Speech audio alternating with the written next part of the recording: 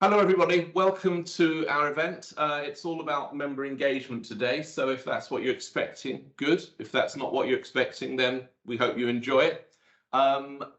We'll have a quick run through who from our organisation is here. So you'll be hearing from Leisha, who will be taking you through some of the applications we have that can support and drive engagement.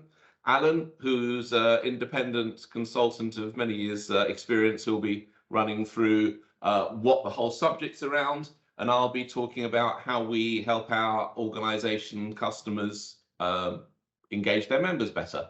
So the rules around today, we're recording the session. We'll publish the links to that so you can all view this as you want to on demand. Also, we've got microphones muted, but please do go through chat. If you've got any questions, we'll have Q&A at the end. So please ask questions all the way through. We'll monitor them and we'll pick them up at the end and answer them. And some we'll answer as we go. And we hope you enjoy it. So today's agenda is very quick. What we're going to do is, from Alan, talk around what membership engagement's all around, and how to get started in the process. Then I'll talk a little bit about some of the key tips in those stages that you should go through. Leisha will show you how systems can help you support that. Then after a short summary, we'll have audience Q&A. And with that, I'd like to hand over to Alan. Thanks a lot, Steve. Good morning, everybody. Alan Reed. As Steve said, I've been working in the membership space and charity space since the 90s, actually, which is why I look as old as I do. My background is on the technology side, and over the last 15 years, I've been working with membership organizations and charities, helping them prove the value of the relationship to their members and to their supporters. And of course, that's changed a lot in recent years. It used to be enough to send a membership card or an invitation to donate email once in a while, but now we're all modern digital consumers, so it's become harder for nonprofits to keep up. So let's talk about what it's all about and how nonprofits can fight back. So first of all, just a little bit about what membership engagement scoring is. So first of all, everyone is engaging with members and supporters to some degree, but there's an astonishing amount of it that's done just by gut instinct. And sometimes that can work okay, but just imagine how much better it would be with a little bit of data and a little bit of insight into what's working. So it's to formalize and recognize that you need to be evaluating how you engage with people and compare what's working with what's not working, so that you can do more of one and less of the other. It's actually vital for creating a response to poor engagement. If you are in a situation where your membership numbers are decreasing for any reason, or your your take-up is decreasing, then in order to fight back, you essentially need data. You need to know what people are responding to and what they're ignoring. If you're not getting in ahead with that and measuring all of those things and managing it against your content, then you're in a really poor position when it comes to trying to fight back and respond to problems that you might be having in future. Then, of course, it's about your ROI. So a lot of people spend a lot of time on content that has very poor value and very poor take-up. And then they ignore things where people really value what the members are doing. So you have to establish a baseline of what you expect, and then to measure against that baseline. And not all engagement is the same. As Leisha's going to show us later, People clicking on an email is a form of engagement, but people attending one of your events is another form of engagement, and you'll measure one much more highly than the other. So your engagement measuring has to be take into account your own organizational values of what really matters and what doesn't really matter. It's absolutely not a one size fits all. So in short, it's an ongoing proactive process. It's not a put in and fix thing. It's not a one-off analysis and a survey and then making changes. It has to become part of who you are. That will help you reach members with relevant content and prove the benefits that they're receiving in a way that is going to get through to them and at the right time for them. So in other words, it has to become part of your business as usual. It has to become part of a virtuous cycle. So more targeted and personalized content leads to more engagement. So people take up the content to a much higher degree, which then, because people are taking up your content to a higher degree and responding and not filtering you out and ignoring you, and they're jumping to your website and so on, then that leads to better data. And then better scoring. So that's where the virtuous cycle comes in. So as people respond more, you get more information about what they're interested in, which then leads to ever more targeted content and much more understanding and insight into your members and what they value. So it has to become part of your ongoing engagement process with your members in order to have any value. And one of the toughest challenges people have is, how do we make this part of the culture? It's not just about the tech, although the tech is a vital enabling factor. How do we make it part of the culture of our organization? So what we have is some really clear research about the importance of member engagement scoring. The majority of people on this webinar are membership professionals, so we kind of know this in our DNA, but it's great to have some figures and stats around it as well. So unsurprisingly, the lack of engagement is the number one reason for members not renewing. So even if you have a fantastic recruitment team and you have graduates coming in every year and so on, if they're leaking out of the bucket at about the same rate they're joining, then of course you have a problem with that. If you could only fix the holes in the bucket, then of course that's where success really lies. So a lack of engagement, a lack of personalized and relevant content is why people leave. Then on the positives, engaged members stay a lot more time on average with the membership organization. They spend a ton more money, and then they give you a little feedback and warmth because they're attending your events, they're visiting your website, they're engaging with your social. And crucially, of course, they give member referrals. So the obvious thing can be, how can you afford not to do a membership engagement scoring? And I suspect the reason most people are on this webinar is because we understand the importance of it and we want to know how to get started. So there's some negative sides in the same benchmarking report. I'll send you a link to the report as part of the follow-up to this webinar. So over half of membership bodies are not carrying out member engagement scoring. So they're still working in that kind of early 2000s way of sending essentially the same stuff to everybody.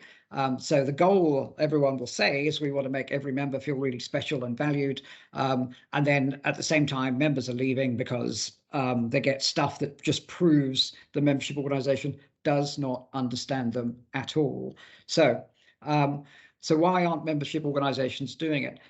The most common reason is because they simply can't, to be fair to membership professionals. Membership engagement scoring requires essentially, and we'll talk about the elements of it, that you have good access to your data about what members are doing, whether it's running around on your website or clicking on your emails, attending your events, etc. If all of that is spread in different teams and departments and mystery spreadsheets, or your system's just not very good at serving it up to you as a business person, then that's the main blocker that people have. Also, that problem is exacerbated by the fact that in scoring of the data, turning it into metrics that a business person can use requires a little bit of intelligence and tools, software intelligence, I mean, and in older systems, that's just flat not available, or it's available in some disconnected system that only IT can use. However, there's also the reality that some organizations are complacent. They don't value sufficiently that the idea of treating people as individuals and then making that a reality is lip service rather than what's happening on the ground. Spray and pray content and generic content are just undermining your relationship with them. So the relationship that the result we see from that is people filtering out your contents or ignoring you, the leaky bucket of members leaving at least as fast as they're joining, and then a lack of insight. And the big problem we're seeing now is that then creates this inability to fight back.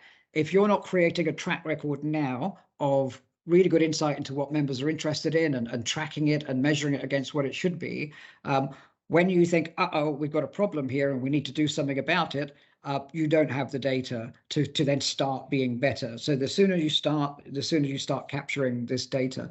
I don't want to be negative, but we are seeing, I believe, I'll be interested in other people's views, a bit of a cold wind blowing through the membership sector, or the not-for-profit sector more widely. Organizational members are starting to spend less money. Individual members are looking harder at value for money. There's a couple of membership organizations I won't name that have started to cut costs in a startling way they didn't expect to a year ago. So the importance of being able to fight back is starting to become quite acute. So how to get started? Leisha's going to take us through some actual software and examples of what membership organizations do and how to get there. But first of all, let's look at the blockers. As we've talked about, it's not just technology, it's cultural. So too many disconnected systems for everything. So even if you have a kind of main CRM, the problem can be that it's not fantastically well integrated into the website. It's not fantastically well integrated into your social. And then another type of problem is that the tools for scoring and making that data available to your people who create the content and who manage the relationships is all separate and is not available to you. So that's the main blocker. Older systems, lots of bolt-ons and specialist IT. And then there's still this idea that, we're so valuable in our relationships that, we can treat our members relatively neglectfully and they'll still come back to us. Whereas that in the real world, it's easier for members to get things for free that they used to have to pay for than it ever has been. People can get content, knowledge, support, training, a lot of it for free and a lot of it without their membership bodies. They can also get community, that used to always only be available through the membership body. So that complacency is extremely unwarranted, and the consequences of it are clear. So the building blocks of really good member engagement and then scoring on that member engagement are exactly the same things that you require in order to send personalized content to prove that you understand your member. It's just that as they respond to that content, you're able to track it against what you're hoping for and then take action if it's not what you're hoping for. So your building blocks are your data in one place, but it's not enough to have a CRM. It's got to be integrated into your engagement channels. If your engagement channels are separate, that means the data essentially dies in a ditch. It's living in MailChimp or Click Dimensions or elsewhere outside of your system. It's essentially useless to most of your colleagues. Just like your social engagement, if people are clicking and liking your social media, but that's not available when you're looking at the members' record and working out what they value, then it might as well not be there. It might as well not exist. Then the scoring tools, typically over the last 5 years, those have been built directly into the same tool that business people are using, which means it's available as soon as you're looking at the record and you can take action on it. And then it becomes balls. Once you've got those things, the ball is in the court of the business people. They're now able to do things and start driving out content that is driven by how well it's doing and scoring. And the result of that then is that you can create this virtuous circle. So you can see it's a mixture of culture and tools. I completely understand if you haven't got the tools, it's very hard to imbue the culture. So this is where senior management have this role in making sure they're providing the tools colleagues need to drive successful engagement. So there is some good news. There's quite a lot of good news since about 2015. First of all, the problem up until then was that most systems were still very broken out and separated. So things like doing an analysis of how people were engaging with your content required specialist tools and staff. And of course, it was very hard then to feed that back into the next e-shop you're doing or the next content or what you're putting up on your website. However, since then, the market has responded. Membership organizations have become more demanding. And what we've seen is the rise of platforms. So solutions like Dynamics and others can do a lot of things in one system that used to be broken out into multiple systems. So that's great. It's reducing the degree of specialization. There are also, in response to demands, it's also essentially become the case that suppliers have had to become more sophisticated too. So it's more common now that suppliers do the CRM and the website and expect to be experts in marketing automation and dashboarding and tools. So the tools are becoming more available and the suppliers are becoming more sophisticated, but it's only part of the final part of the jigsaw is that in the great majority now of modern membership projects and in charities too, the need for things like engagement scoring, data and analytics is built straight into the main project. So it used to be that, oh, we'll get the CRM in first, then we'll integrate it to the website, then we'll think about marketing and integrating to email. These days, it's all built straight into phase one of the project, because if you're not doing those things, then you're losing money, you're losing support, and you're losing engagement. So it's now become a standard part of projects, and the suppliers in the marketplace are becoming experts in automation, in marketing automation, and engagement scoring, so they can provide guidance along with the technology. What I'd like to do then is get into how to make it happen for your own organization. So I'll hand over to Steve. Please bear in mind, if you add questions into the chat, that will be part of the Q&A about your own project later on after the webinar. Thanks a lot, Steve. Okay, so thanks very much, Alan. So what I'll talk about is some aspects of the engagement activity and journey. So really, we've divided it into 5 simple steps here, as per the title of the webinar. And we're not going to go through each of those in detail. We'll talk about how you can learn more about these at the end of the webinar.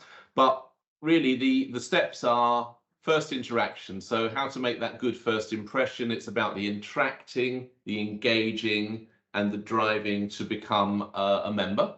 Then profiling them, which I will talk about in a minute. The journeys themselves, then nurturing more engagement, and some aspects of personalization. So we'll be covering some aspects of each of these as we go through the next few minutes. So the first thing is, can you and then do you treat your different members differently? Because you'll have a big range of different members and stakeholders. They'll have different interests. So this is a very simplistic idea of segmenting your members into different categories. We've used a simple method here to convey the message, but we're looking at financial contribution here. So what we're doing, we're comparing how much different members spend against what you believe they could spend. So an idea of their likely areas of interest and what's called share of wallet, the best amount they could spend against how much you're actually getting. And then the red bar is essentially your servicing costs. So how much does it cost you to keep a member? So very simply, we've got some straightforward categories here. We've got on the left, most growable, most valuable members, because they are the group of people that are essentially spending up to the maximum that they can. They're engaged a lot. They're very loyal. They repeat every year on year in their renewals and stuff like that. So they're your most valuable members. Next category, most growable. So lots of potential for them to get more engaged, spend more, but they're about halfway into that journey. You haven't got a big share of wallet thus far. Then third and fourth tier, you can have as many different tiers as you like after that. And then on the right, and this is important as well, and it's quite often missed in in many organizations, what are called the below zeros. So these are the guys that don't really contribute much or consume much and never can, because they're too small or too tangential to your focus. So it's actually costing you more to service them than they're contributing to you. So you might want to have a class category specifically for those. But the point of this is, once you've segmented all of these different types based on whatever basis you want, you can then start to think about how to treat them differently, because you have to treat them differently. You don't want same messaging going to everyone. So for the most valuable members, you want to keep them. You need a keeping strategy to retain them year on year with that same level of happiness, enthusiasm, spend, engagement, and so on. The most growable, well, you want them to become most valuable. So you need to have a growth plan there, which is going to be different from that retention plan focused on keeping the most valuable customers. And the below zeros, well, you want really to potentially find a way of encouraging them to go and join some other societies that might be more relevant to them, because it's costing you money. So you can segment, choose your different levels of activity, work out what you want to do with each of those different groups, and then we'll talk about how you put those into action, and we'll show you some of that with Leisha in a minute. So how do we make this happen? Well, an awful lot of associations already go through a process somewhat like this. So you're looking at, in the top bar is essentially the different stages of a member on their journey with you. So they're finding out about you, they're thinking about joining you, they're deciding to. Then there's a big service element, and that's where you've really got to drive that engagement to keep them growing and keen and renewing, and the loyalty that we talked about with those most valuable and most growable customers before. So it's and down the right hand side, we've got the different actions and so on that you would do. So how are you communicating with them? What channels? What's their experience and their sentiment towards you? What are the KPIs you're going to measure? So you can do this, and you can go and start to build this as a plan to segment, work out what it is you need to know, work out what it is you want to communicate with them, and also, as this fifth point here says, what happens when they're no longer in a particular stage? What do you then do about it? Because again, what we see a lot of is segmentation, getting members into particular categories and journeys, but then when you've achieved that change in their behavior you want, they still stay in that journey. So you're then not treating them in the way that you can optimally. And then finally, trying to look at marketing automation to help you set up and start to transact a lot of this communication. So a lot of associations do this. A lot of them do it manually. It's very, very time intensive to do this, because you can have a whole range of different segments treating lots of people very, very differently. And that's hard if you haven't got systems that really help you do it. At best, it becomes not granular enough. It's too much sort of a blunt instrument. So you're not treating people in the individual way that you could do.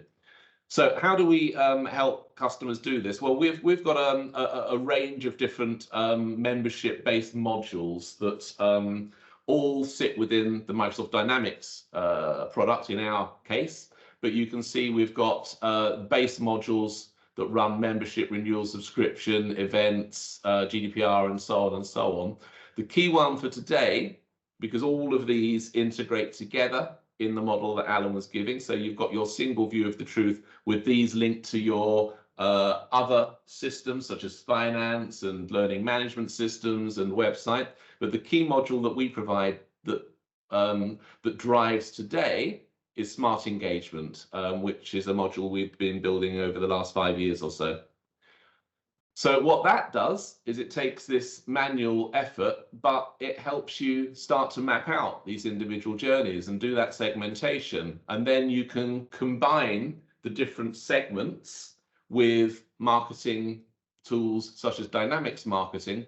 And that has automation and different journeys. So you're saying, right, for these sort of people, do these things and ring them on this basis and send them that email and do this every 2 months or whatever. And we'll show you that in a minute. So that basically takes away the manual effort. It then means you can assign an automation to them. But also crucially, it says, oh, right, well, this guy got a message and she or he have just clicked on an email or attended an event or registered for some training. So you're then updating your engagement measure, your engagement ratings for them. And what that means is that you can then work out whether they're still in the most relevant journey or move them to another journey. And the beauty of the way that we set this up is you don't have to decide to move them.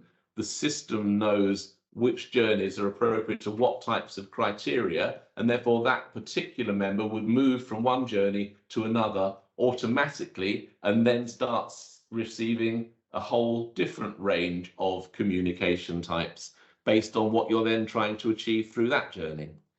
So this is really like having a lot of extra staff that are really just focused and dedicated to driving your members, segmenting them in the right place, and helping them, helping you service what they joined you for in the first place, what benefits they want to consume, giving them a really good personalized message for them, not the things that they're not interested in, and driving that loyalty, driving them through that member journey.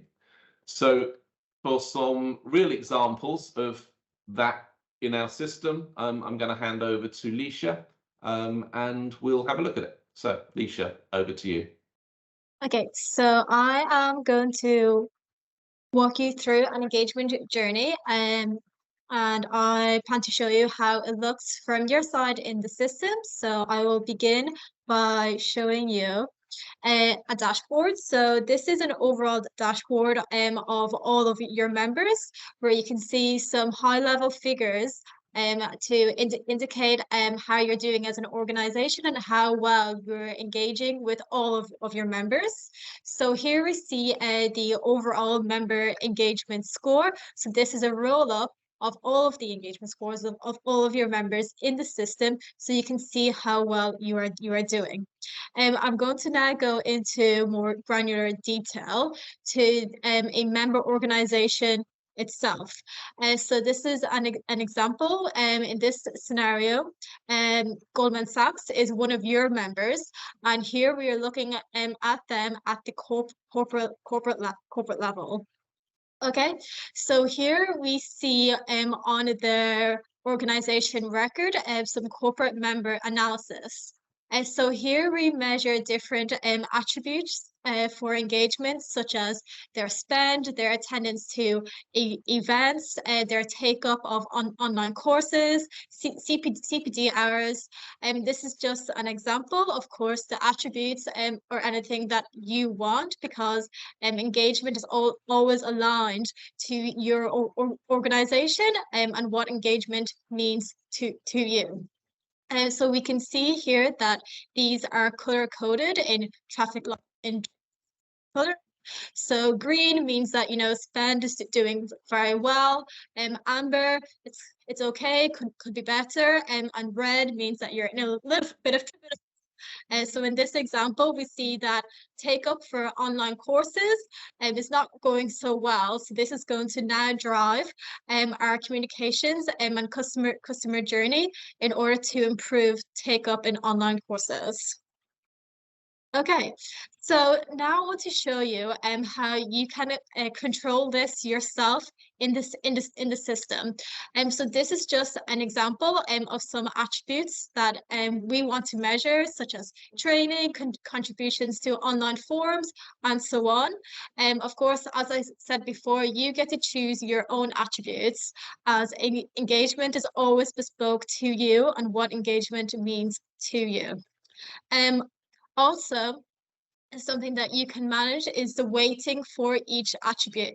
Some attributes might be very important to you, so you want to give your members a whole bunch of points if they engage in training. However, some other ones are less important to you. You still want their score to increase, but by not so much. So you can control the weighting assigned to each attribute to make the engagement scoring highly customized to what matters to you, and to give the most accurate representation of how engaged your members are. Okay. So now I want to show you the individual member records. So before we looked at Goldman Sachs, now we're going to go into the individual employee of Goldman Sachs, Ben Baker here as the example. And so I want to show you how we can measure engagement both at the corporate level and at the more granular individual member level, and how that feeds into the overall engagement score.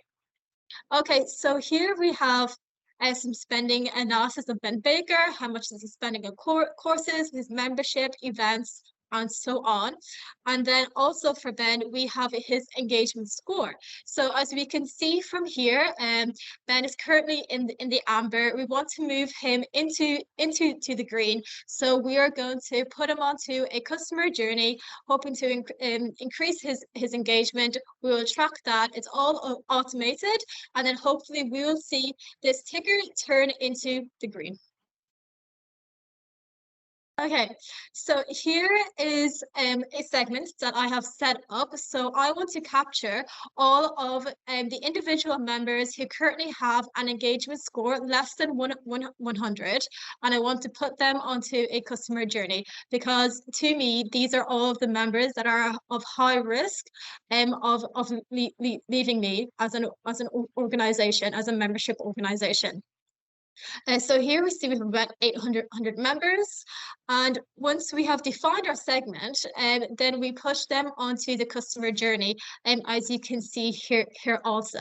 So the customer journey begins with the high-risk members of leaving, and then they are sent an email. The email can be whatever you like. I have chosen a promotional email, which I will show you in the next slide.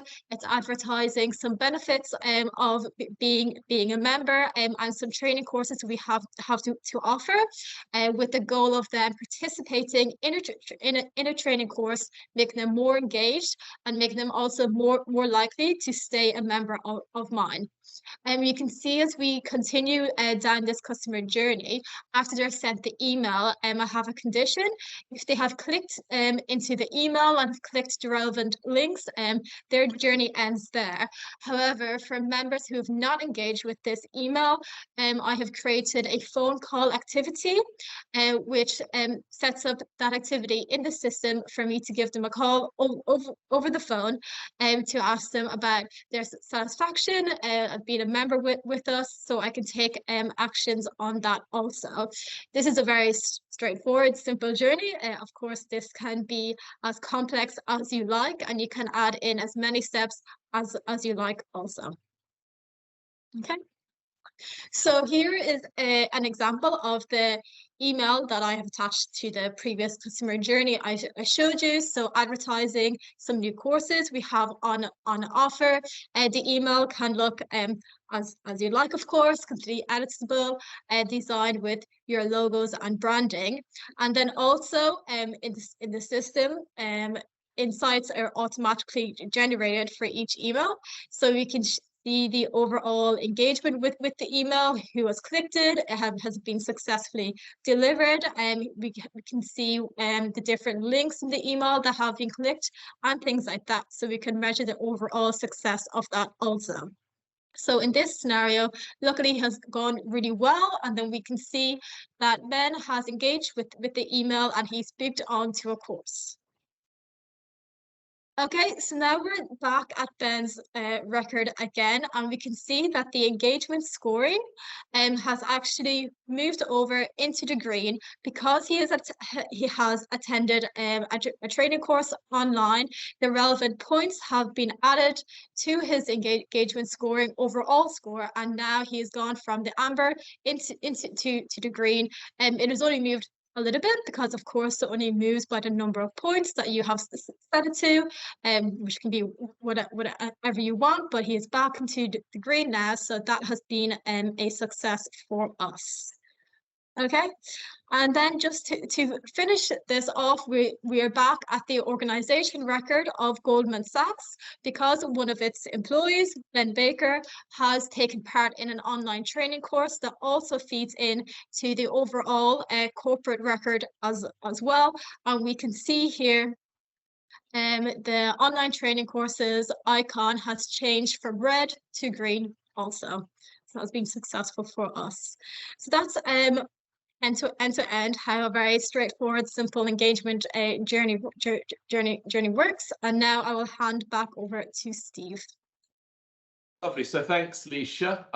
What we'll now do is a summary of some of the things we've covered, and we'll pick up some other things, and then we can move on to some of the questions that are in the chat or we've been asked prior to the event.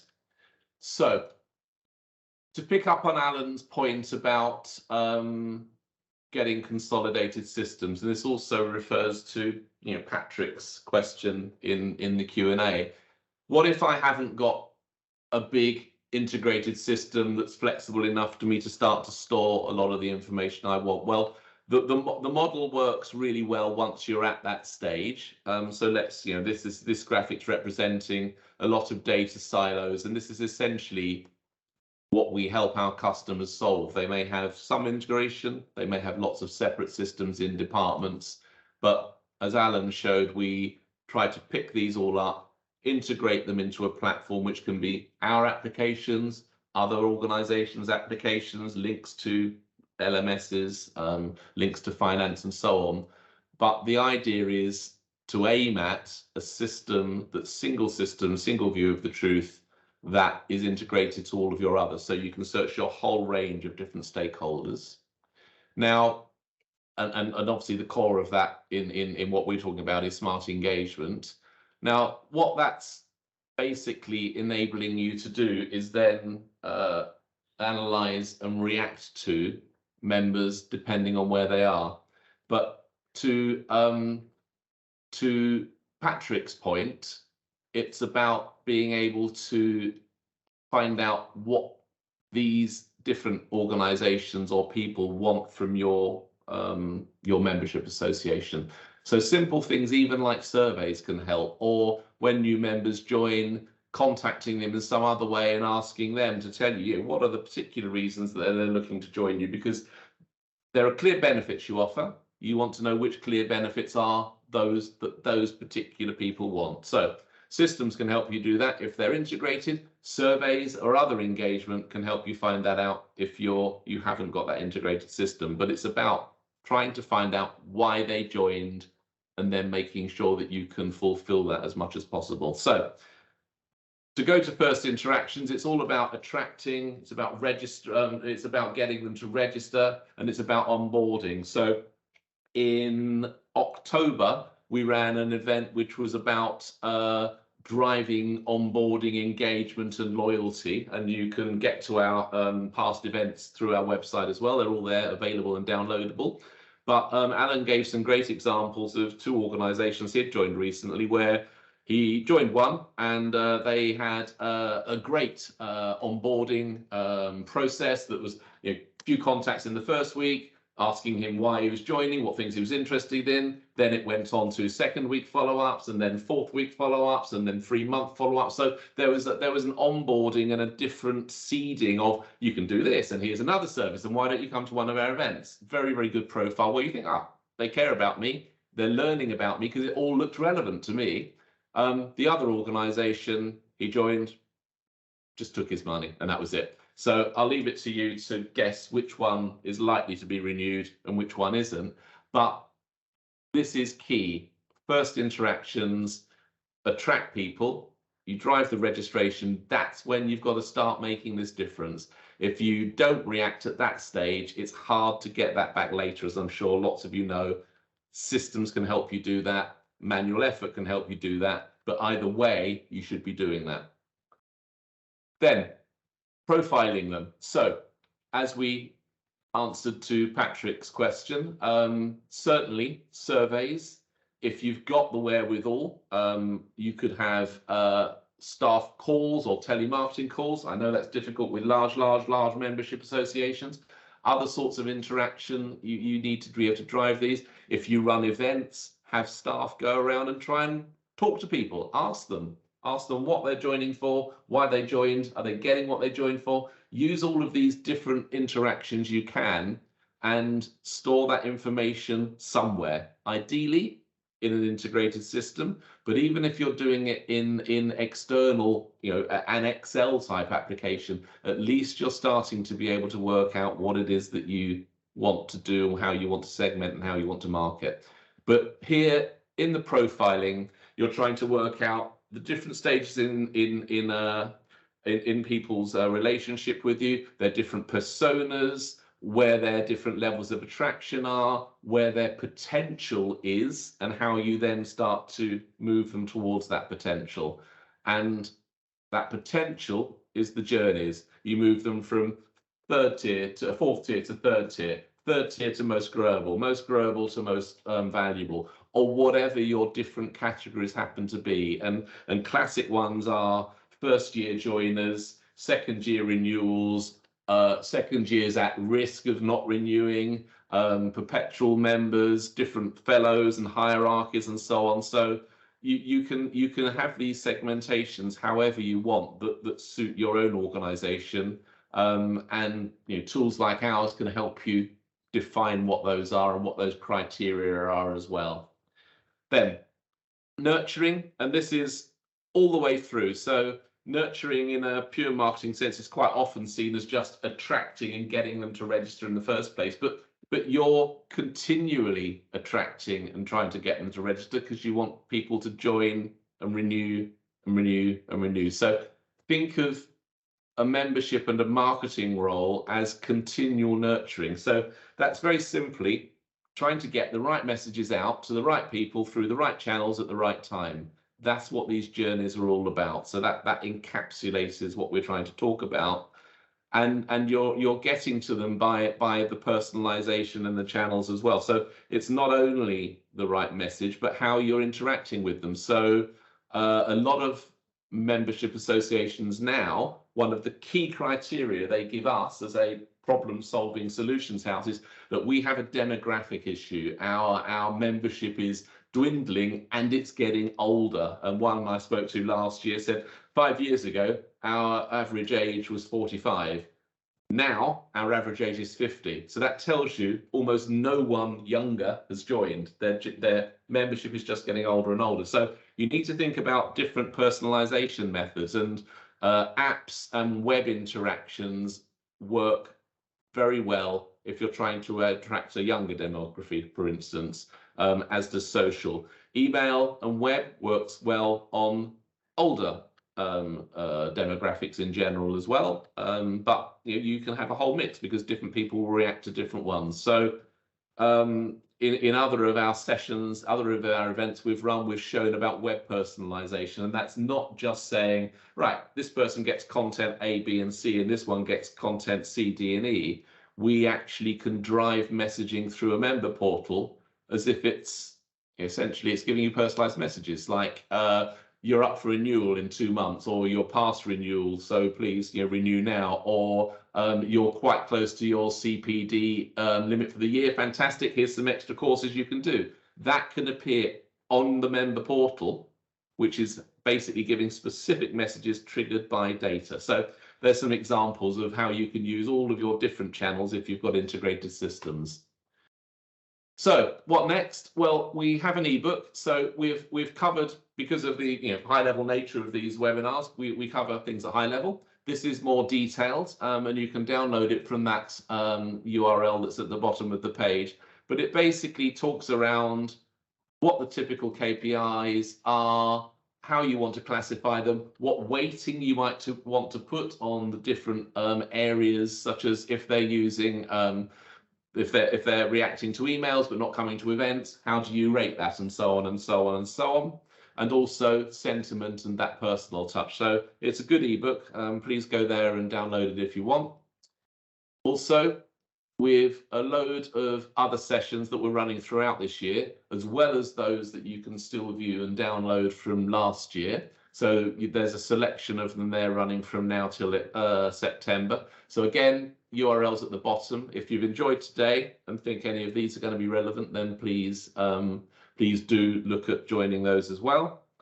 And with that, we'll move over to open session for some of the questions in the chat and others that we've been asked. So I hope you've enjoyed that. Please give us some more questions and we'll endeavour to answer them. Thank you. Great. Thanks a lot, Steve. So we've had a number of questions come in on the chat. So one of them is, with the kind of analytics tools available in a modern system, do you still need specialist IT staff? Because one of the problems is that the analyzing is done away from the business people. So do you still need specialist IT staff in order to make use of the modern tools that are available now? So we have a whole range of different types of customer. From the smallest is about 4, maybe now 5 people, right through to many, many hundreds. So the simple answer is it really depends how complex your setup is.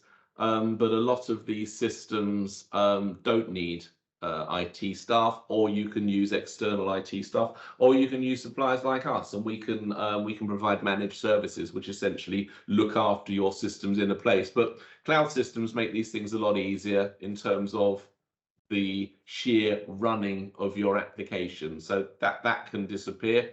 In terms of needing lots of backroom staff to support the smart engagement type applications we've just talked about, no.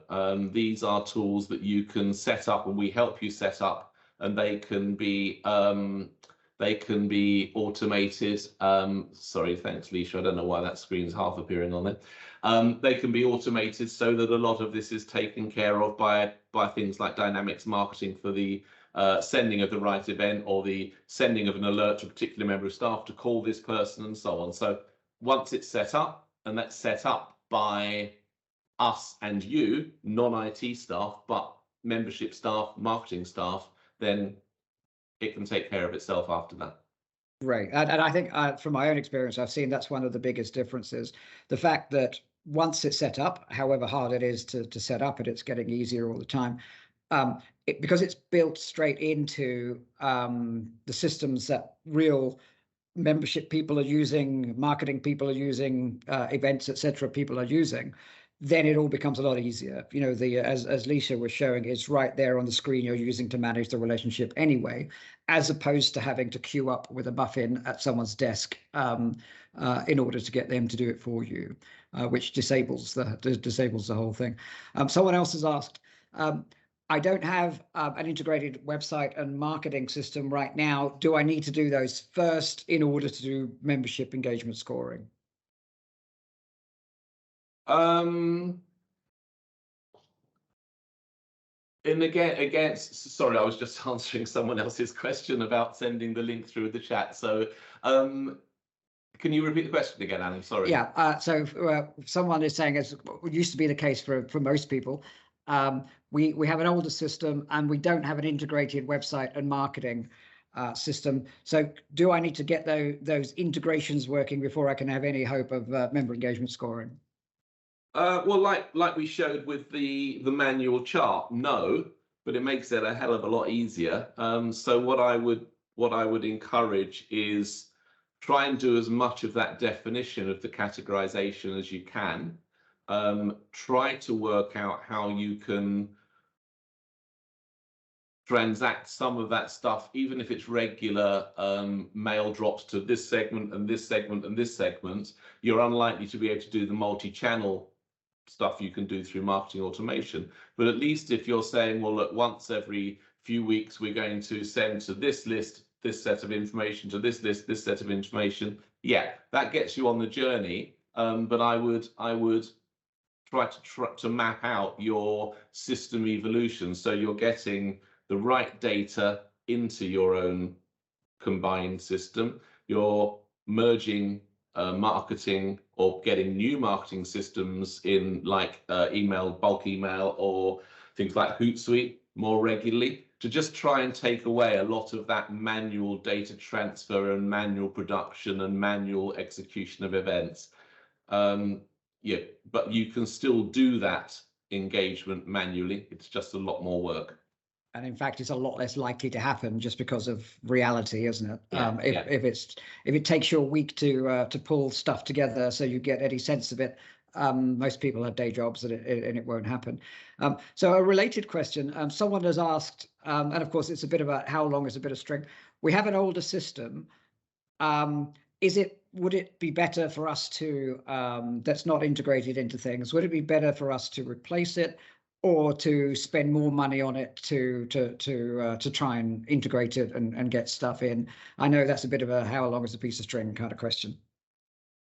So that's a big one, and luckily one of the events we ran last year was specifically about that. So please look back on the events page, which I'll also put that in our chat here.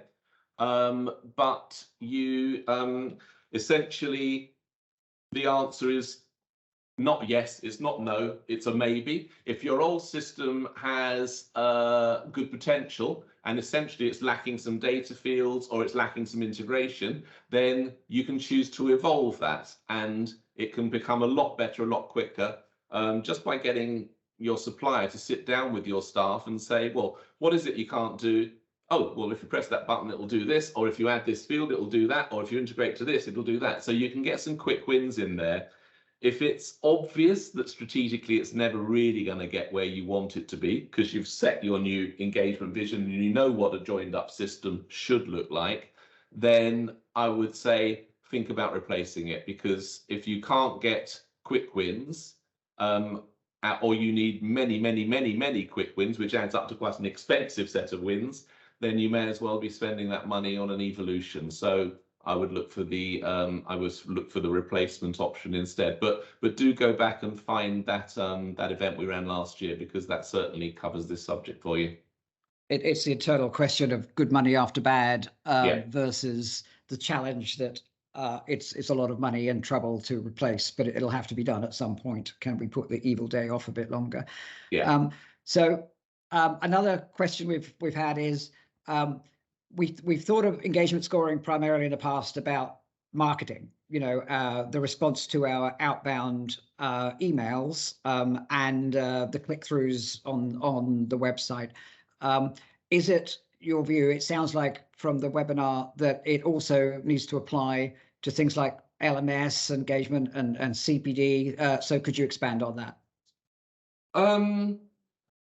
Yeah, these things can start simply, because simple is probably better than nothing, but simple tends to give you bulk, blunt instruments, and then you can refine it and refine it and refine it. So from those simple segmentations we showed you before about most valuable, most growable, and so on, in reality, organizations probably have 10+ different segmentation types in their own plan, but then they evolve those. Now, those can be based firstly on, I send out an email, does someone react? Or we've run an event, did someone come?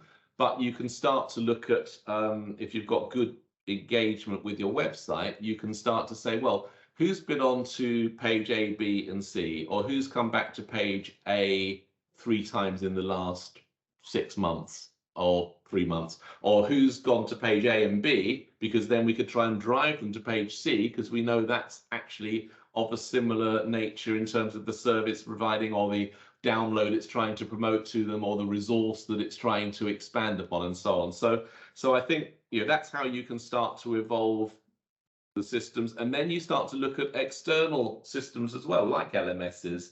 So if the systems are integrated, then you could start to see, well, what courses are they downloading? What are their career paths that they're trying to plan? What can we use from that to say, again, they've taken these services or products or courses, why don't we drive that one? So a good example of ours is the Institute of Leadership and Management, where they enable business leaders or aspirant business leaders to track their career path, to build their career path. I want to get from here to here. What are the courses I need to do along that? And the Chartered Institute of Payroll Professionals does the same sort of thing as well. So it's driving people along a course.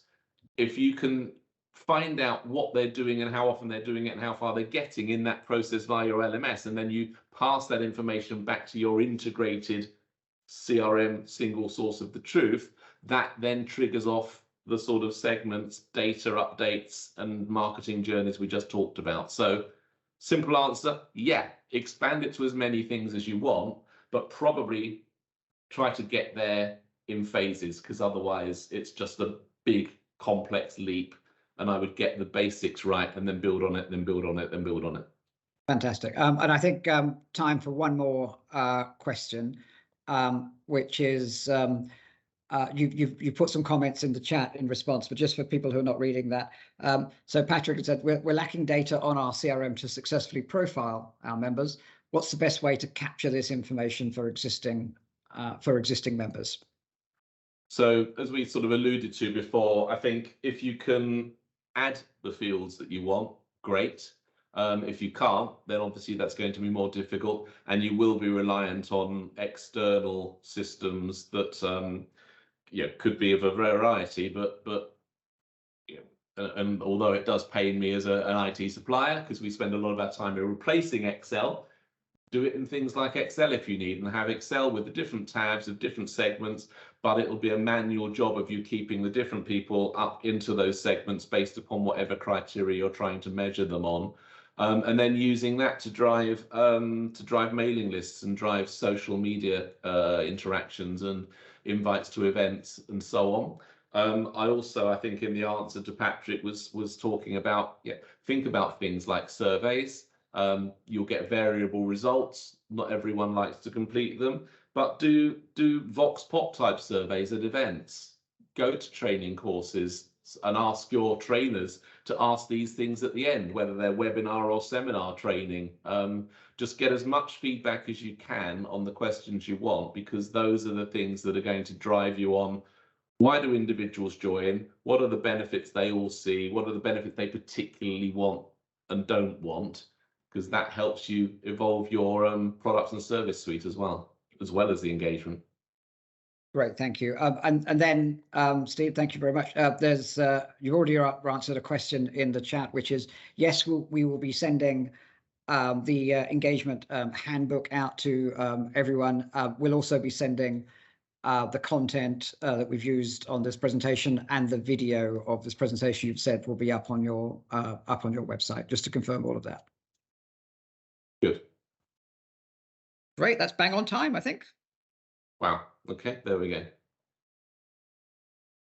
So thanks for attending. I hope that was interesting and useful and thought-provoking as well.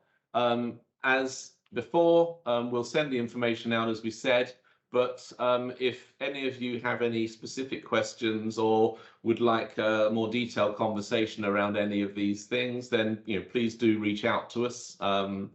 The emails are, I'm Steve Sidey at smartimpact.co.uk, and we'll be looking forward to talking to you if any of you want to do that. But I hope this has been enjoyable, and I hope that we see you at some future events as well. Bye now. Great. Thanks, everybody. Bye, everyone. Thank you.